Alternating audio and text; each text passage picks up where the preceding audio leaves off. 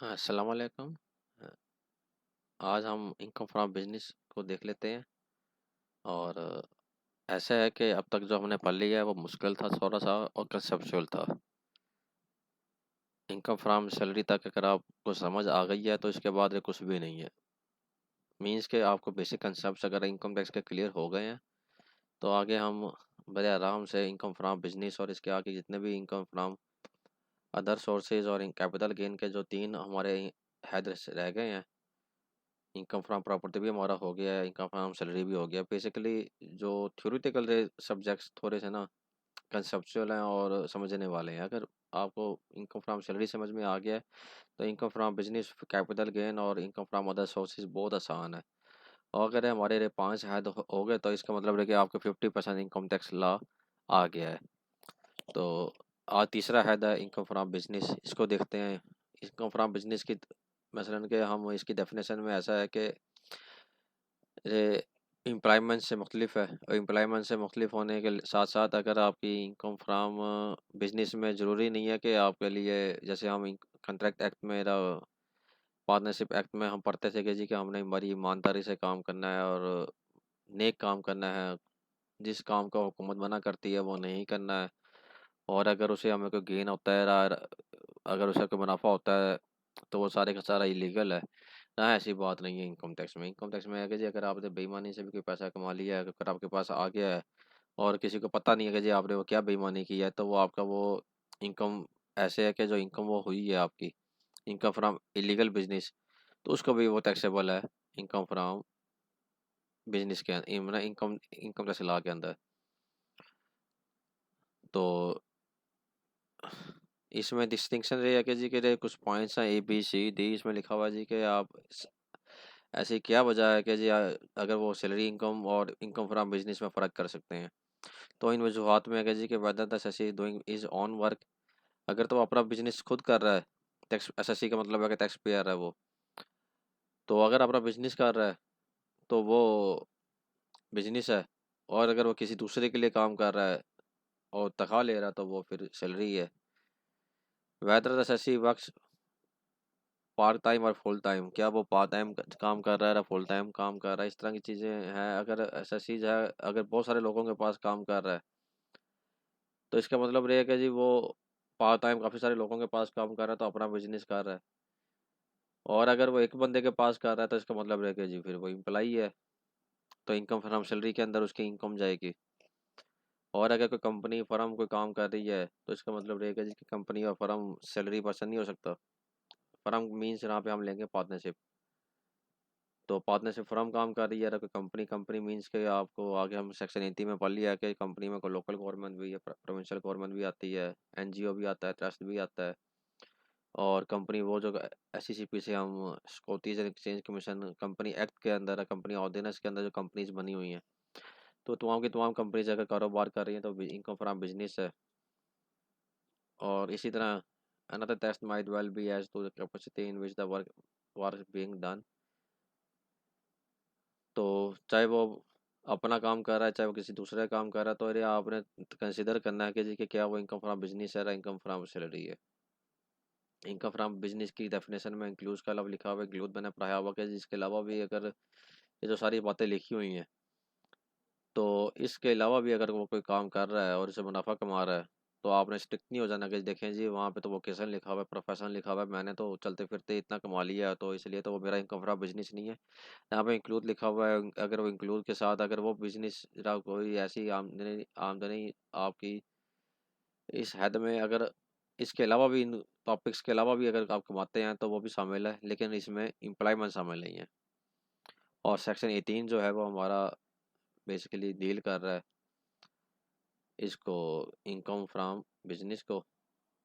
और इसमें उसने लिखा हुआ है जी कि ये जो इनकम्स होंगी ये सब के सब शामिल होंगी इनकम फ्रॉम बिजनेस में, इंक्लूडिंग इनकम कवर्ड अंदर final tax regime. Final tax regime मैंने केस ला आपको केस स्टडी दी थी, उसमें हमने फाइनल टैक्स रेजिम को बड़े डीपली देख लिया था। और इससे पहले मैंने मीटिंग में भी शायद पढ़ाया आपका फाइनल टैक्स रेजिम वो है जिस जो कि सेपरेट ब्लॉक है और जिस पे टैक्स एडवांस गवर्नमेंट लेकर उसके बाद उस गवर्नमेंट पर्सन से नहीं पूछा जाता कि जी कि उसकी आमदनी इसमें क्या हुई है। मीन्स के उसके पास उसने असेसमेंट अपनी नहीं करानी है ऑफिसर के पास जाके, तो वो फाइनल टैक्स रजीम है। तो एक्सक्लूडिंग अगर वो फाइनल टैक्स रजीम के अलावा कोई भी अगर आपके पास मिनिमम टैक्स की अमाउंट आती है कोई, और मिनिमम टैक्स में अगर आपका बिजनेस कर रहा है, एडजस्टेबल टैक्स में, नॉर्मल टैक्स में अगर आपका फिर बिजनेस रन कर रहा है, तो वो आपका इनकम फ्रॉम बिजनेस में आपने इसका रिकॉर्ड बना के असेसमेंट करानी है। और असेसमेंट क्या करानी है आपने, इसमें ऐसा है कि profit and gain of any business carried on by a person at any time in the year, और any income derived by a trade professional similar association from the sale of goods or payment of service to its members, any income from the hire or lease tangible movable property, और fair market value of any benefit whether convertible into money or not। तो रे आप देख लें, और any management फी, मतलब कि आपने कोई भी काम कर रहे हैं आप बिजनेस के अंदर, और आपको कोई भी फी आ रही है, चाहे वो मुदारबा कंपनी कर रही है, रहा आपको मुनाफा आ रहा है किसी बैंक से, रहा आपने किसी को लोन दिया हुआ है कर्ज सूद के ऊपर, जिसको हम अंग्रेजी में इंटरेस्ट बोलते हैं, तो वो आपका इनकम फ्रॉम बिजनेस है अगर वो प्रॉफिट हम देता है। और वो सिर्फ, और ऐसा है कि इसमें एक अहम नुक्ता ये है कि उस बिजनेस का जो काम ही सूद देना, मसलन पैसा उधार पे देकर सूद लेना हो, तो इस सूरत में अगर उसका पर्पज़, उसका सोल ऑब्जेक्ट ही रही है कि उसने बिजनेस उधार पे माल देना है, उधार पे, सॉरी माल कह रहा हूँ, उधार पे पैसा देना है लोगों को, कर्जा देना, जैसे बैंक से हमारे बैंक्स का काम क्या होता है कि जी कि वो आपको ज़रूरत के, आप उनसे आपको ज़रूरत है तो आप उनसे लोन ले लेते हैं, और फिर वो आपसे इंटरेस्ट चार्ज करते हैं, तो ये भी इनकी इनकम है। लेकिन अगर आपका काम कोई और है, आप मैन्युफैक्चरिंग कर रहे हैं, आप कोई दुकान खोल के बैठे हैं, और एक आदमी साथ वाला आता है और कहता है यार मुझे 5 लाख उधारा दे दें और मैं आपको इसमें मुनाफा दूंगा महीने का 10,000 रुपये, लेकिन क्योंकि आपका वो कारोबार नहीं है लोन देना, लेकिन आपने दे दिया, तो फिर वो जो चार्ज होगा वो इनकम फ्रॉम अदर सोर्स होगा, और ये हमारा पांचवा हेड है, जिसको हम इंशाल्लाह 1-2 वीक में ये भी देख लेंगे। और अगर आपने किसी लीज रेंटल आपने किराए पे कुछ बैंक को दिया, डिराइव्ड बाय ये शेड्यूल बैंक, अगर आप किसी शेड्यूल बैंक ने, कोई इन्वेस्टमेंट बैंक ने, डेवलपमेंट फाइनेंस इंस्टीट्यूशन और लीजिंग कंपनी ने कोई जगह किराए पे दी हुई है, और वहाँ से लीज इनकम आ रही है, तो वो भी इनका इनकम फ्रॉम बिजनेस में होगा, और उसमें नहीं जाएगा, इनकम फ्रॉम प्रॉपर्टी में नहीं जाएगा। और any amount distributed by a mutual fund और a private equity and a venture capital fund out of its income from profit on that to a banking company or non-banking finance company shall be chargeable tax under the head income from business and not under the head income from other source। ऐसा है कि अगर कोई mutual fund है, private equity आपकी है, venture capital fund है, ये कंपनीज अपना अलग से बनाती होती हैं, और इसमें से अगर आपको इनकम, ऐसा है कि इसको ही उन्होंने सूद पे पैसा दिया हुआ है और सूद पे पैसे पे कोई मुनाफा आया है, तो उस मुनाफे को उन्होंने उस फंड में डाल दिया है, और उस फंड से अगर अमाउंट डिस्ट्रीब्यूटेड हो रही है, तो वो जो तो वो भी आपकी इनकम फ्रॉम बिजनेस होगी।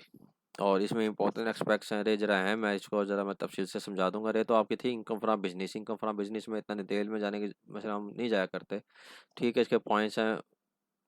इनकम फ्रॉम बिजनेस का मतलब ही रही है कि जी कि वो कारोबार आपके 5 हेड हैं, और इनकम फ्रॉम सैलरी नहीं है, इनकम फ्रॉम प्रॉपर्टी इनकम नहीं है, और अगर आपका कैपिटल गेन नहीं है, और इनकम फ्रॉम अदर सोर्स नहीं है, तो वो आपका इनकम फ्रॉम बिजनेस है। तो ठीक है जी, आपने अगर कारोबार कर रहे हैं तो वो आपकी इनकम फ्रॉम बिजनेस होगा। और उसमें इंपॉर्टेंट एस्पेक्ट जो है वो आप इसको हम जरा तफसील से देख लेते हैं, अरे बड़े अहम है कि एक रेसिडेंट पर्सन का मैंने आपको बताया जी 182 डेज से ज़्यादा अगर पाकिस्तान में कोई रहता है, तो वो पाकिस्तान में के अलावा भी अगर पूरी दुनिया में उसको कोई भी इनकम हुई है, तो वो पाकिस्तान में उसका हिसाब देगा।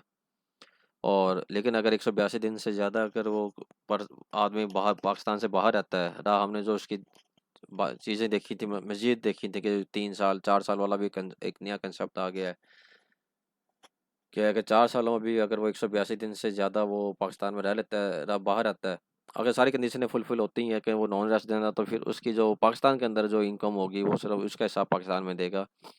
मीन्स के जो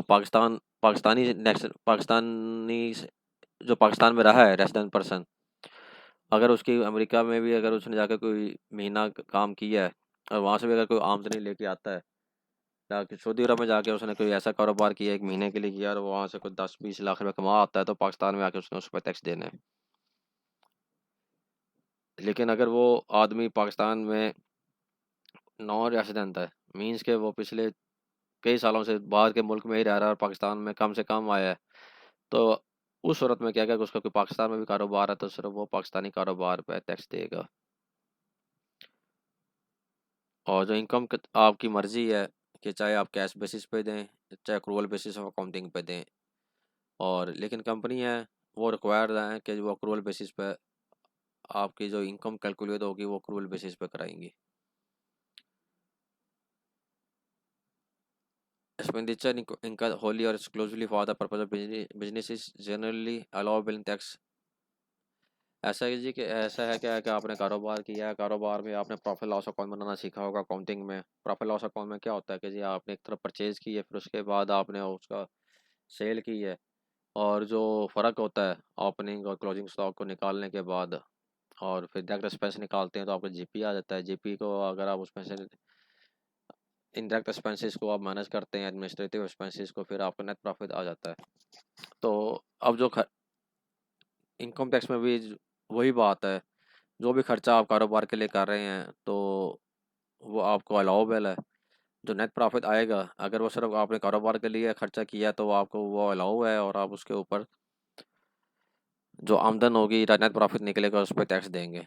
लेकिन ऐसा खर्चा जो कारोबार के लिए नहीं है, रहा आपने अपनी जात के लिए खर्च किया है, लेकिन और वो आप कारोबार में खर्चा डाल देते हैं। इस मीन्स कि अगर आपकी 1 लाख रुपए इनकम हुई है, 10 लाख रुपए इनकम हुई है, और 10 लाख में आपके खर्चे 10 लाख में आपके ऐसे खर्चे भी हैं जो कि कारोबारी खर्चे नहीं है, तो और खर्चे आपने अगर बुक कर लिए हैं, तो इसका मतलब ये है कि जी कि आप अपना मुनाफे को कम कर लिया है। 2 लाख रुपए के ऐसे खर्चे थे जो आपने फालतू डाले हैं, तो 12 लाख रुपए मुनाफा होना था जिस पर टैक्स देना था, लेकिन आपने उसको खर्चे को 2 लाख फाल फालतू डाल दिए हैं, तो ऐसे खर्चे अलाउ नहीं। और फिर तीसरी अहम बात है, और ये सबसे हमारा जो निचोड़ है हमारे इनकम टैक्स का, वो रही है कि जो आपका प्रॉफिट होना चाहिए वो रियल होना चाहिए। रियल मीन्स के अगर आपने अकाउंटिंग में कैश फ्लो स्टेटमेंट भरी है, तो कैश फ्लो में क्या देखा होगा आपने कि कैश फ्लो में क्या होता है कि डेप्रिसिएशन को आप उसमें से माइनस करते हैं अपने अकाउंटिंग प्रॉफिट में प्लस कर देते हैं दोबारा अकाउंटिंग प्रॉफिट में। मिसाल के तौर पे अब आपके पास ये आपका प्रॉफिट आ रहा है 10 लाख रुपए।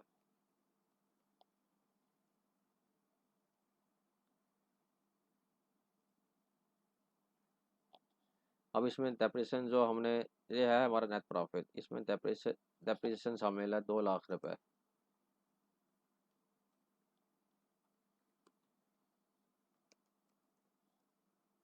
अब जो डेप्रिसिएशन है बेसिकली वो हमारे पास अवेलेबल नहीं है कि हम इसको खर्च करें।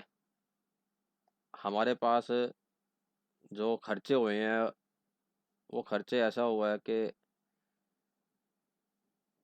12 लाख रुपए के हमारे पास नेट प्रॉफिट आ रहा था, और हमारे पास अवेलेबल है।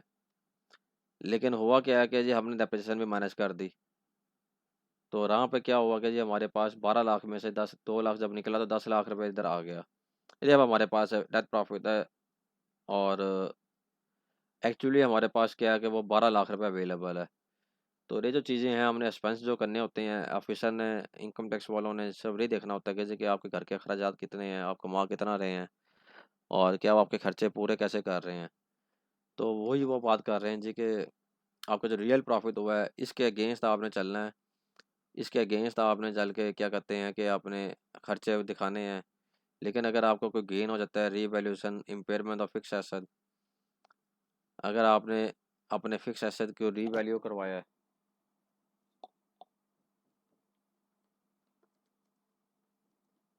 और फिक्स एसेट की रिवैल्यूएशन के बाद पता लगा जी कि एक एसेट की कीमत जो 2 लाख रुपए थी, वो आपके एसेट की कीमत हो गई है इस वक्त 5 लाख रुपए। तो अब 3 लाख रुपए का आपको जो गेन हो रहा है, वो गेन कहीं भी नहीं शो होना, वो बेसिकली कहीं भी गेन नहीं है। तो गेन तो सब किताबों में आ रहा है कि एक 5 लाख वाला एसेट, 2 लाख वाला एसेट आपका 5 लाख रुपए का।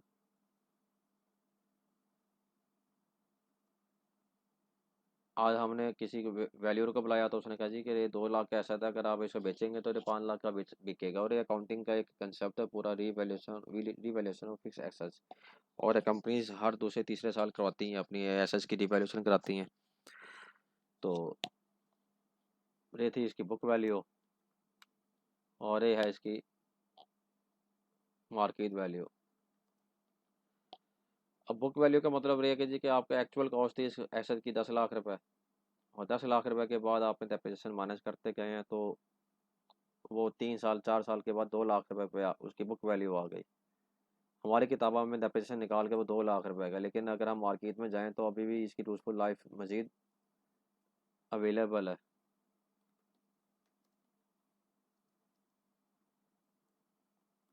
देन एस्टिमेट, तो एस्टिमेटेड लाइफ अगर इसकी 5 साल थी, तो अभी हमने, क्योंकि आपको पता है कि जी हमारे यहाँ एक एसेट को जब तक वो बिल्कुल काम करना ना बंद हो जाए हम नहीं निकालते। लेकिन यूरोप में क्या होता है कि अगर उसकी यूजफुल लाइफ अगर 5 साल के, तो 5 साल बाद उसको वो स्क्रैप करके बेच देते हैं और नया ले लेते हैं। लेकिन हमारे यहाँ ऐसा नहीं होता। हमारे यहाँ क्योंकि एक पुराने एसेट की भी काफ़ी वैल्यू वैल्यू होती है, तो इसलिए ना उसकी हम फिर रिवैल्यूएशन करा लेते हैं। और जो 5 साल बाद हमारा ऐसा जो बिल्कुल ख़त्म भी हो गया है, जो जीरो पे आ गया हमारी बुक्स में, कि डेप्रिसिएशन पर के हमने उसका खर्चा क्लेम कर लिया, और आज वो बुक्स में जीरो है, और मार्केट में बेचने जाएंगे तो फिर वो 5 लाख का बिक रहा है। इट मीन्स कि हमारे यहाँ पुराने एसेट की भी वैल्यू है। यूरोप में ऐसा नहीं है। वहाँ पर अगर जीरो, जिसकी बुक वैल्यू जीरो हो गई है, तो वो ज़्यादा उसके क्या कहते हैं स्क्रैप के भाव बिकेगा, ऐसे स्क्रैप बिक जाएगा। जो कबाड़िया जिसको हम बोलते हैं कि कबाड़िया आके ले जाएगा। लेकिन हमारे यहाँ पुराने एसेट की भी बड़ी वैल्यू है। एक एसेट जो 5 साल इस्तेमाल कर लिया है, वो फिर भी आपको आधी कीमत में निकल जाएगा। और इस चीज़ पे हमारे यहाँ हमने उसको रीवैल्यूएशन कराई, तो पता लगा जी कि वो 2 लाख का एसेट है, लेकिन इसकी मार्केट वैल्यू 5 लाख है, तो हम इसको 5 लाख रुपए में इंक्रीज करके एसेट की वैल्यू 5 लाख लिखेंगे, और 3 लाख रुपए हम इसको लिखेंगे रीवैल्यूएशन सरप्लस। जो 3 लाख रुपए रीवैल्यूएशन सरप्लस लिखेंगे हम, तो वो अब हमारे यहाँ एक्चुअली हमने उसमें कुछ भी नहीं कमाया। जब कुछ नहीं कमाया तो इस मीन्स के वो हमारे लिए इनकम टैक्स पर्पस के लिए उसको हम कंसिडर नहीं करेंगे। तो ये बड़ा अहम चीज़ है, इसको आप देख लें। हमने वही लेना है जो हमारे लिए रियल प्रॉफिट हो। नोशनल प्रॉफिट्स को हमने इसमें इनकम फ्रॉम बिजनेस में नहीं लेने। Profits can arise on out of trading revenue receives, और रेवेन्यू रिसीव्स और कैपिटल रिसीव्स का फ़र्क आपको मालूम होगा।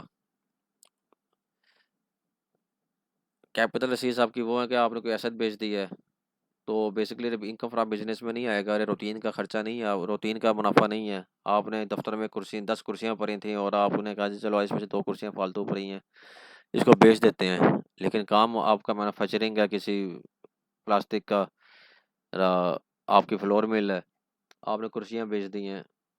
जो जो कुर्सियाँ आपने बेच दी हैं, ये आपका कैपिटल एसेट बिका है। इसका जो मुनाफा होगा वो इनकम फ्रॉम अदर, उसमें कैपिटल गेन में चला जाएगा, इनकम फ्रॉम अदर सोर्स में चला जाएगा, लेकिन इनकम फ्रॉम बिजनेस में नहीं आएगा। Those profits and gains of business are chargeable tax which are carried on by the taxpayer any time during the tax year। साल के अंदर कोई भी आपने काम किया तो उस सारे के सारा आपका वो इनकम फ्रॉम बिजनेस है।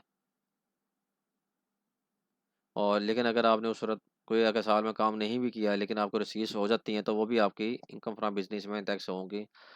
मिसाल के तौर पर अगर आपने एक खर्चा पिछले साल में क्लेम कर लिया, लेकिन इस साल उसकी रिकवरी हो, मसलन उस साल वो आपको खर्चा की जगह क्लेम आ गया।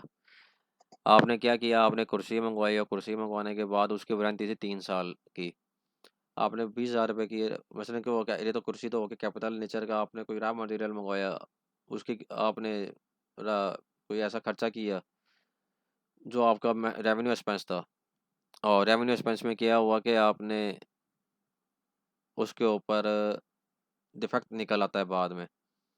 और डिफेक्टिव होने की वजह से इस साल तो आपने खर्चा क्लेम कर लिया, जून गुजर गया।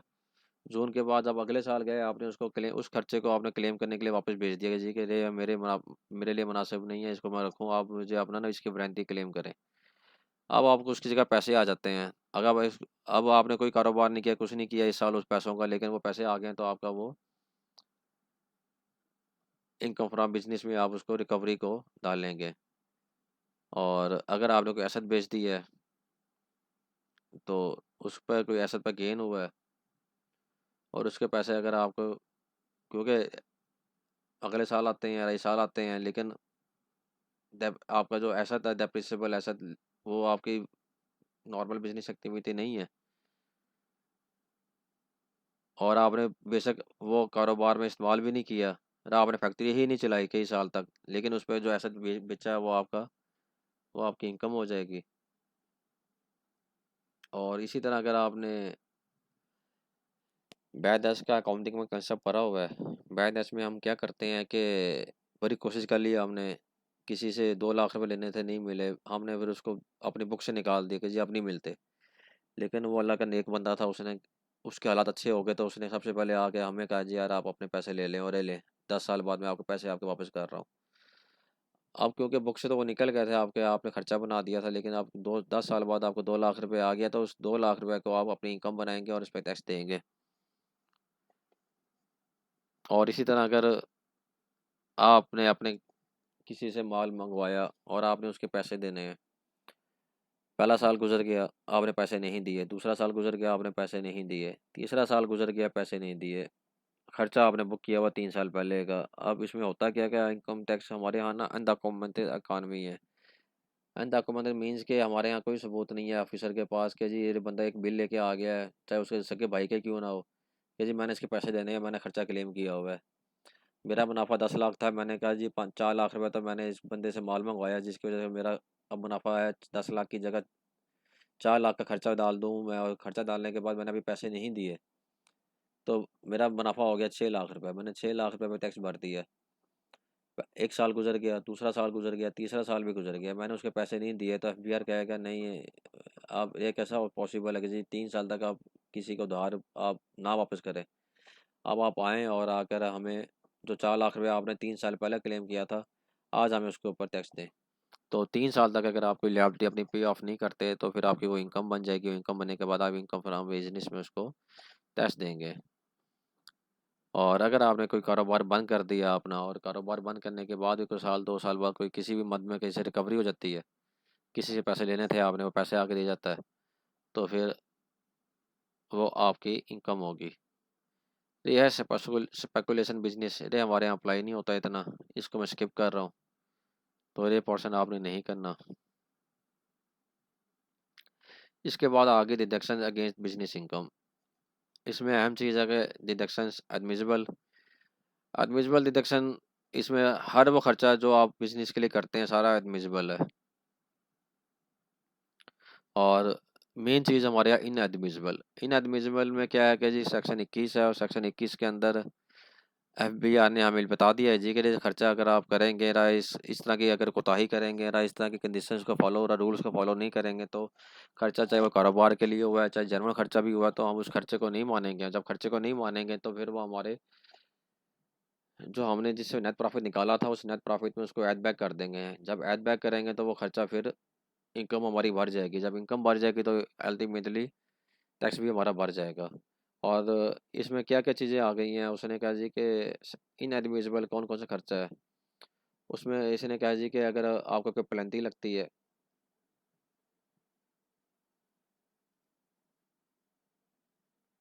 तो अगर आपको कोई चेस है, कोई चेस भी एक टैक्स ही होता है, रेट है, टैक्स पेएबल है इन पाकिस्तान। तो जो पेनल्टी वाली बात है वो थोड़ा सा आगे आएगी, मैं उसको दोबारा आगे जाके बताऊंगा। इधर ऐसे है कि इसमें अगर आपकी जो इनकम पर कोई प्रॉफिट्स अगर होते हैं, उस पर कोई आपको टैक्स लगता है, अगर कोई रेट पे देना पड़ता है, वो किसी भी क्या इनकम टैक्स लॉ में है, क्या किसी दूसरे लॉ में है, तो ऐसा टैक्स जो है जो आपकी इनकम के ऊपर लग रहा है, तो वो आपको अलाउ नहीं है। और इसी तरह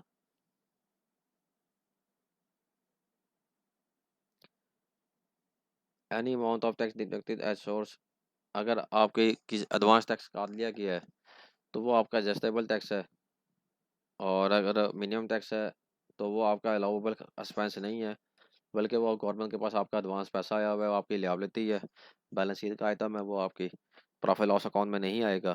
तो इसलिए वो आपका यहाँ पर खर्चा है, खर्च एक्सपेंस भी आप उसको क्लेम नहीं कर सकते। और फाइनल टैक्स रिजीम का हमने ऊपर पढ़ लिया कि उसका इनकम फ्रॉम बिजनेस से कोई ताल्लुक नहीं है। और ऐसा खर्चा जिसके ऊपर आपने विद होल्डिंग करनी थी इनकम टैक्स की, और आपने विद होल्डिंग इनकम टैक्स की नहीं की, तो उस सूरत में भी वो खर्चा आपको दिस अलाउ हो जाएगा। मीन्स कि अगर आपने किसी को पेमेंट देनी थी 1 लाख रुपए की, गवर्नमेंट कहती है कि जी आप 1 लाख रुपए की पेमेंट करेंगे तो आप उसके ऊपर क्या करेंगे, 5% टैक्स काटेंगे। मतलब 4.5% रेट है उसका, 4.5% काटेंगे। मीन्स कि आपने 95,500 देना है और 4,500 रुपये आपने गवर्नमेंट को खुद जमा करा देना है। सीधी एग्जांपल, जो प्रैक्टिकल एग्जांपल जो आप लोगों को समझ आ जाए कि वो ऐसी है कि एक एक एम्प्लाई ने जो बिजनेस कर रहा है, एम्प्लॉयर ने अपने एम्प्लॉय को जो तनख्वाह देनी है उसके ऊपर उसने टैक्स काट के जमा कराना है। जैसे सैलरी पर्सन जितने भी हैं, जब वो सैलरी लेके आते हैं तो उस पर टैक्स काट लिया जाता है। अब अगर वो टैक्स नहीं काटा तो फिर उस सूरत में क्या होगा, उस सूरत में ये होगा जी कि मैं एज ए एम्प्लॉयर, मैं एक बिजनेस चला रहा हूँ, मैंने अपने एम्प्लॉय को सैलरी दी है 2 लाख रुपए महीना, वो बनती है 24 लाख रुपए। अब मैंने उसका टैक्स नहीं काटा, सारे खर्चे निकाल के मैंने अपना मुनाफा कमा लिया 20 लाख रुपए। अब मैंने कहा जी कि 20 लाख रुपए मैंने टैक्स देना है। एफबीआई से वो नोटिस आ जाएगा जी कि अपनी किताबें लेके आए। मैं जब किताबें लेके जाऊंगा वो पूछेंगे जी कि आपने इस एम्प्लॉय की जो सैलरी दी है 24 लाख रुपए, क्या आपने इस पे टैक्स काटा है? मैं कहूँगा नहीं काटा। तो वो कहेंगे ठीक है जी कि आपका ये खर्चा हम डिसअलाउ कर रहे हैं। मीन्स के जो सैलरी दी है आपने अपने एम्प्लॉय को, अब आपको वो एक्सपेंस के तौर पर अवेलेबल नहीं है। आप हम आपके प्रॉफिट एंड लॉस अकाउंट से वो 20 लाख रुपए माइनस कर रहे हैं। जब वो 20 लाख रुपए जब हमारे प्रॉफिट लॉस अकाउंट से ऐसे सैलरी में से कम हो जाएंगे तो इट मीन्स के जो मेरा जीपी और का जो ग्रॉस प्रॉफिट था उससे जब नेट प्रॉफिट में आते हुए 20 लाख कम होंगे तो मेरा 20 लाख रुपए फिर नेट प्रॉफिट भर जाएगा। 25 लाख में अगर मेरा नेट प्रॉफिट, अगर मेरा 20 लाख में नेट प्रॉफिट था और 24 लाख रुपए मेरा ये खर्चा मेरा माइनस हो गया है, उसमें से निकाल दिया है इन्होंने, तो फिर मेरा नेट प्रॉफिट 44 लाख हो जाएगा। और फिर मैं जब टैक्स दूंगा 44 लाख पे दूंगा। मीन्स कि मैंने अपना जब भी ट्रांजैक्शन कर रहा हूँ, चाहे वो सैलरी दे रहा हूँ, कुछ भी दे रहा हूँ जिस पे मैंने एडवांस टैक्स जमा कराना है, तो उस एडवांस टैक्स को मैंने आपको टैक्स के कार्ड दिया हुआ है, शेयर किया था ग्रुप के अंदर। उस कैश टैक्स के कार्ड में एडवांस टैक्स के रेट दिए हुए हैं। इस तरह की कोई भी ट्रांजैक्शन अगर मैं कर रहा हूँ, बिजनेस के कर रहा हूँ और सैलरी की कर रहा हूँ, तो जब मैं ट्रांजैक्शन करते हुए जब पेमेंट करूँगा तो मैंने उसका टैक्स काटना है, नहीं काटूंगा तो इस मीन्स के फिर। और अगर वो परचेज है रॉ मटेरियल की, तो उस सूरत में क्या है कि जी अगर रॉ मटेरियल की परचेज करते हुए मैंने बिल्कुल टैक्स नहीं काटा, तो उस सूरत में क्या होगा कि मुझे 20% तक डिसअलाउ करेगा, 80% फिर भी मेरा डिसअलाउ नहीं होगा। मीन्स कि मेरे 1 करोड़ रुपए की अगर परचेज है तो 20 लाख रुपए मेरा डिसअलाउ हो जाएगा और 80 लाख रुपए डिसअलाउ नहीं होगा। और इसमें अहम बात यह है कि जी कि अगर मैंने टैक्स काटना भूल गया हूँ लेकिन उस बंदे ने खुद टैक्स जमा करा दिया है, तो उस सूरत में भी रियायत हो जाएगी, मेरा खर्चा डिसअलाउ नहीं होगा। लेकिन ये बताना एफईआर को कि जी कि उस बंदे ने टैक्स जमा करा दिया, उसके लिए मैंने उसकी टैक्स की डिक्लेरेशन ला कर ऑफिसर को देना, तो मेरी जिम्मेदारी में आएगा।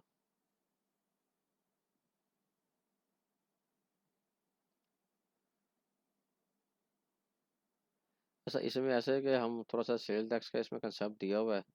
सेल टैक्स अभी हमने पढ़ा नहीं है, तो इसलिए आप इस कंसेप्ट को अभी छोड़ दें, तो इसको हम बाद में देख लेंगे।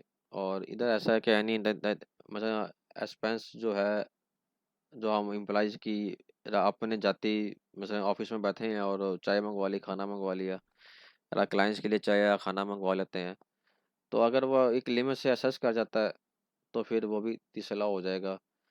इसमें रूल 10 है, और रूल 10 में लिमिट दी हुई है उन्होंने कि जी के।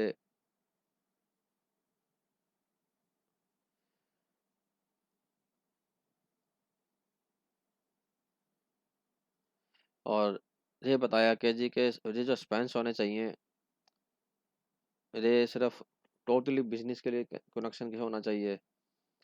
और ऐसा नहीं है कि जी कि आप हर वक्त खाने पीने के ऊपर जोर है आपका। अगर आपका हेड ऑफिस है, वहाँ पे अगर एक टाइम चाय देते हैं अपने स्टाफ को तो वो अलाउ है। और अगर आपका कोई फॉरेन कस्टमर आता है, सप्लायर आता है, उसको आप रेस्ट देते हैं या उसको खाना देते हैं, चले वो भी अलाउ है। लेकिन अगर आपके फैमिली के मेंबर आ गए हैं और आप उनको रेस्ट दे के आप उनका बिल चार्ज कर दें तो डिसअलाउ हो जाएगा आपका एक्सपेंस। और अगर कोई एंटरटेनमेंट करते हैं, कोई मीटिंग करते हैं डायरेक्टर्स की, तो वो भी अलाउ है। और अगर आप कोई ब्रांच ओपन कर रहे हैं और उसको उस पर वहाँ पे उस वक्त आपने कोई ख़त्म करवाया है, कोई वहाँ पर कुरान ख़वानी करा दी है, या तो कुछ 2-4 देगें पकवा के तकसीम करा दी हैं, तो वो एक्सपेंस भी आपको अलाउ हो जाएगा।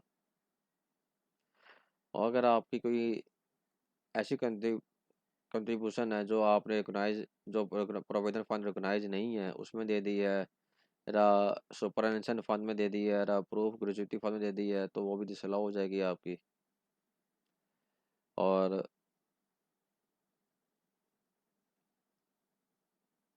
ये भी वही चीज़ है कि आपका any contribution made by the person to any provident fund और other fund established for the benefit of employees of the person, unless the person has made effective arrangement to ensure that that tax is deducted from any payments। कि अगर उस fund के ऊपर tax कोई जमा कराना था और आपने जमा नहीं कराया तो फिर भी वो आपका, अगर आप उस पर पेमेंट्स फंड के लिए कर रहे हैं और उस पर टैक्स कोई जमा कराना बनता था आपने और आपने जमा नहीं कराया, तो वो भी आपका डिसअलाउ हो जाएगा। अरे आपका वो फाइन वाली मैंने बात की थी पहले, अरे कि अगर आपको कोई लॉ फाइन करता है, ड्रग ऑफिसर आते हैं वो आपका फ़ाइन कर देते हैं, सफाई वाले आते हैं महकमे वाले, वो कहते हैं जी आपके एम्प्लॉइज़ के लिए सफाई का निज़ाम नहीं है, वर्कर्स आपके बहुत बुरे हालात में काम कर रहे हैं, वो फ़ाइन कर देते हैं।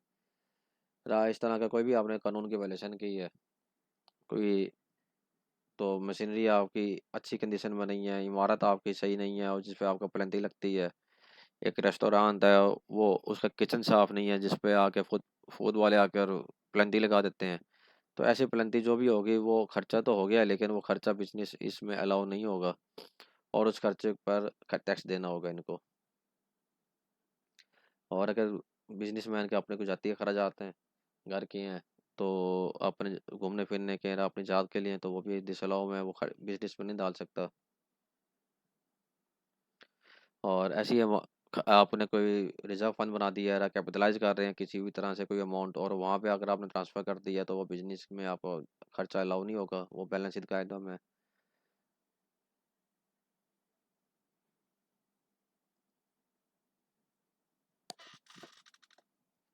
अगर वो फर्म है और फर्म क्या करती है कि जी वो कोई ब्रोकरेज देती है, कमीशन देती है, कोई सैलरी देती है, रेम्युनरेशन देती है अपने किसी मेंबर को, तो वो खर्चा भी होगा, वो डिसअलाउ हो जाएगा। इसमें किसी हद तक रियायत है। वो रियायत वो रहेगी कि वो बंदा वहाँ पे एज ए एम्प्लॉय काम कर रहा हो।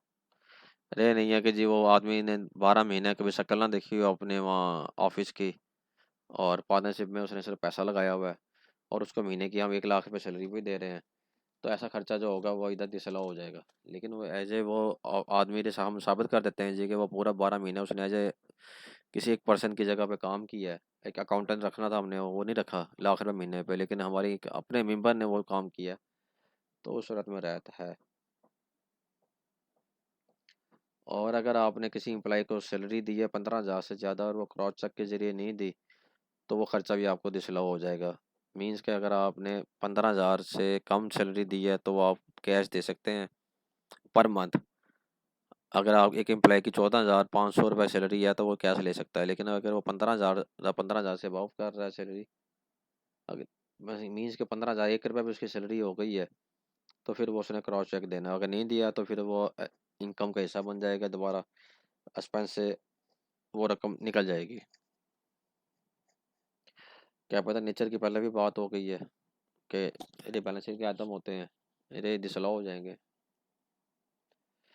सेल्स प्रमोशन वगैरह के एडवर्टाइजमेंट और publicity in excess of 10% of turnover. अगर हमारा टर्नओवर 1 करोड़ रुपए है तो 10 लाख तक हमें प्रमोशन के एडवर्टाइजमेंट के एक्सपेंस अलाउ है। इससे ऊपर जितना भी हम खर्चा करेंगे वो हमारे एक्सपेंस के तौर पे हम क्रिएट नहीं करेंगे और उस पर हम टैक्स देंगे। ये थोड़ा सा टेक्निकल है, ये देख लें आप। Any expenditure for a transaction paid और payable under a single account head, means के सिंगल अकाउंट हेड का मतलब ये है कि जी कि आपने प्रिंटिंग एंड स्टेशनरी का हेड है आपका, आप फोटो कापी आप करवाते हैं एक दुकान से। और अगर वो पूरे साल में 50,000 से ज़्यादा अगर आपका खर्चा हो गया है,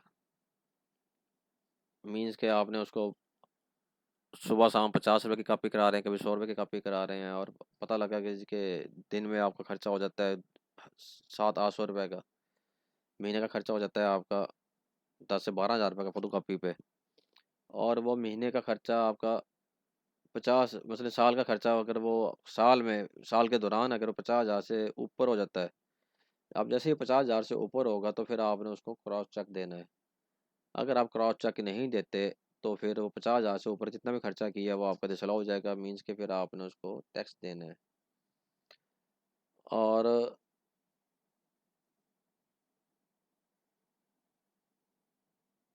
इसमें ऐसा भी है कि पेमेंट थ्रू क्रेडिट कार्ड है, वो भी आपकी नहीं समझ जाएगी कि जी आपने क्रेडिट कार्ड से पेमेंट की है। और इन केसों पर अबव अप्रूवमेंट जो है अप्लाई नहीं होगी। इसमें कहा है जी कि एक्सपेंडिचर्स नॉट एक्सीडिंग 10,000 रुपीज़, जो 10,000 से कम का खर्चा होगा वो आपने क्रॉस चेक के जरिए नहीं देना। तो 10,000 से ऊपर का होगा वो आपने क्रॉस चेक देना है।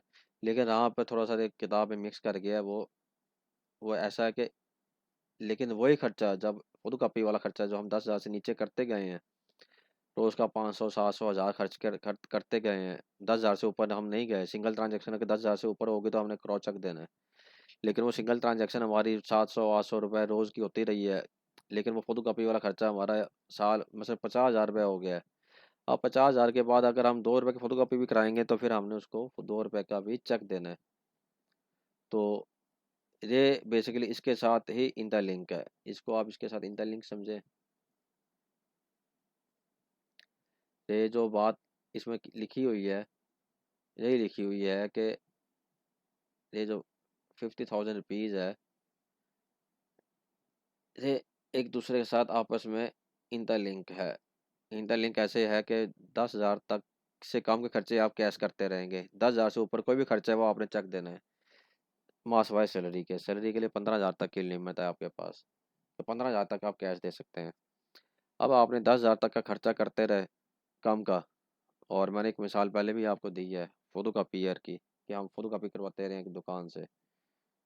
लेकिन जैसे ही वो खर्चा जब हमारे एक्सीड कर जाएगा 50,000 से ऊपर, तो फिर हम चाहे वो 2 रुपये का खर्चा एक एक पेज की कापी भी क्यों नहीं कराने गए, हम फिर क्रॉस चेक लेके जाएंगे। फिर ये जो कंडीशन होगी ये फिर उस पर फॉलो नहीं करेगी 50,000 से ऊपर वाली कंडीशन में। और इसी तरह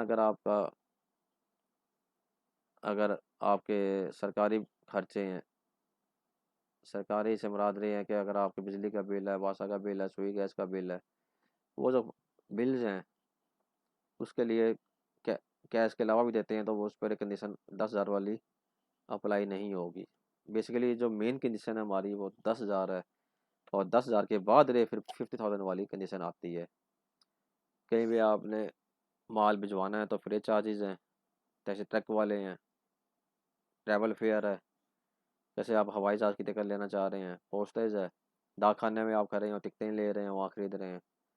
और इसी तरह कोई आपने कोई सरकारी पेमेंट देनी है, टैक्स देना है, तो उसके लिए भी आपको चाहे वो 50,000 रुपये या 2 लाख भी हो, आप कैश दे सकते हैं। 10,000 की वहाँ पर चेक देने की कंडीशन अप्लाई नहीं होगी। अरे इसकी एग्जाम्पल है, अरे आप देख लें। अरे स्पेशल प्रोविजंस है, अरे हमने डिस्कस कर ली हैं कि ऐसे तमाम खर्चे जो कारोबार के लिए किए जा रहे हैं तो वो आपको अलाउेबल है। और अलाउेबल में से हमने वो जो पहले अलाउ किए हुए हैं लॉ ने, लेकिन उसमें अगर आपने रूल्स को फॉलो नहीं किया, 10,000 वाली कंडीशन को फॉलो नहीं किया, तो फिर वो डिसअलाउ हो जाते हैं। अगर आपने उस पर टैक्स विद होल्डिंग नहीं की तो वो आपको डिसअलाउ हो जाएगा। तो इसी तरह इसमें ये भी अलाउ है कि जी animal rules for the purpose of the business as a stock in trade, इन पे जो खर्चे हो रहे हैं वो सारे के सारे अलाउ हैं। डेप्रिसिएशन है वन, जिस एसेट की लाइफ 1 साल से ज़्यादा है उसकी डेप्रिसिएशन अलाउ है। और फिर इनिशियल अलाउंस, ये हम डेप्रिसिएशन का टॉपिक पढ़ेंगे उसमें मैं बता दूंगा जी कि आपका एफबीआर आपको अलाउ करता है कि जी के अगर आप नया एसेट लेके कोई मशीनरी लेते हैं नया एसेट की, और उस एसेट पे आपका 50% तक इनिशियल डेप्रिसिएशन दे देते हैं, ताकि आपको नई मशीनरी लगाने में आपको कर्ज मिले, टैक्स कम से कम लगे, और लेकिन टैक्स अगले सालों में ज़्यादा हो जाएगा। लेकिन पहले साल में जिस साल आपने मशीनरी खरीदी है, क्योंकि उस साल आपकी कैश फ्लो, आपके जो वसाइल हैं वो मशीनरी खरीदने में लग चुके होते हैं, तो आपको उस साल वो टैक्स में थोड़ी सी राय दे देते हैं। ये हम आगे बढ़ेंगे। अमोर्टाइजेशन, ये आपको पता होना चाहिए कि इंटेंजिबल भी होती हैं, जैसे आपके सॉफ्टवेयर वगैरह हैं। प्री कमर्शियल बिजनेस, अभी आपके कारोबार शुरू शुरू नहीं हुआ, फर्स्ट ईयर अलाउंस, और एनर्जी प्रोजेक्ट्स पे depreciation, scientific research expenditure, employee की ट्रेनिंग पे खर्चा करते हैं, profit on that, entertainment expense, आपने सारा पढ़ लिया। बैड डेट्स, जो आपने बिजनेस, आपको ये बात साबित करनी है बैड डेट्स के लिए कि जो आपने हर तरह की कोशिश कर ली है लेकिन पैसे वापस नहीं मिल सकते, तो उस सूरत में फिर ये आपको अलाउ है। यदि डेप्रिसिएशन की एक्सपेंस की बात करें, initial allowance, first year allowance, accelerated depreciation to the alternate energy profile, उसके लिए साइंटिफिक रिसर्च एक्सपेंडिचर, अगर इस तरह का खर्चा है तो वो भी आपको पूरे पाकिस्तान के अंदर कर रहे हैं तो अलाउ है। एम्प्लॉइज़ की ट्रेनिंग के ऊपर आपको खर्चा कर रहे हैं तो वो भी अलाउ है। और प्रॉफिट ऑन दैट वगैरह, फाइनेंस कॉस्ट और लीज पेमेंट्स, ये भी आपको अलाउ हैं सारे। तो बस इसको आप एग्जांपल देख लें। एक्सपेंडिचर वही है कि नेचर उसकी यही होनी चाहिए कि जी आपने कर्जा लिया हुआ है, उसके पैसे दे रहे हैं, उस पर सूद दे रहे हैं आप, तो वो अलाउ है। ठीक है जी। और इसी तरह बैड दस, आपने कोशिश कर ली है मुकम्मल 100% के जी के वो पैसे नहीं मिले, तो आपने उस पर केस भी कर दिया। मतलब वो बंदा कहता है जी मैं दिवालिया हो गया हूँ, अब मैं दे नहीं सकता आपको, वो साबित कर दिया आपने, तो फिर आप उस अपनी बुक से वो पैसे निकाल देंगे, एक्सपेंस बना लेंगे। फिर बैदस करे भी है कि आपने बैदस कर लिया था और वो अगले साल रिकवर हो जाता है, तो जितनी अमाउंट रिकवर हुई है तो उस साल जिस साल रिकवर हुई है उसको आप इनकम बना लेंगे। बाकी रेस की एग्जाम्पल से आप देख लें। टैक्स अकाउंटिंग को फिर हम नेक्स्ट टॉपिक में देख लेंगे।